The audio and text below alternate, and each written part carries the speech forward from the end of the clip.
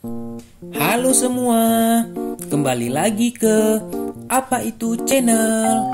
Setelah menonton, jangan lupa like, komen, share, dan subscribe. Serta ikuti juga video lainnya.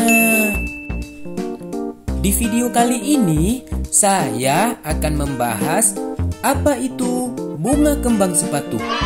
Kita simak videonya ya. Kembang sepatu ini adalah tanaman semak suku Malvaceae yang berasal dari Asia Timur loh. Tanaman ini banyak ditanam sebagai tanaman hias di daerah tropis dan subtropis. Daya tarik dan keunikan dari bunga kembang sepatu ini adalah ukuran kelopak bunganya yang besar dengan warna yang sangat cerah loh. Beberapa warna bunga kembang sepatu diantaranya merah tua, putih, kuning, orange, dan merah muda. Seperti pada video kita ini loh. Hehehe.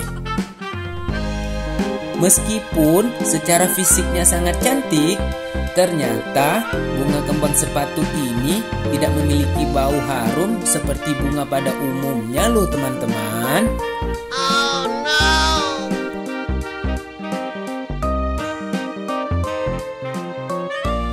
Seperti ini bunganya.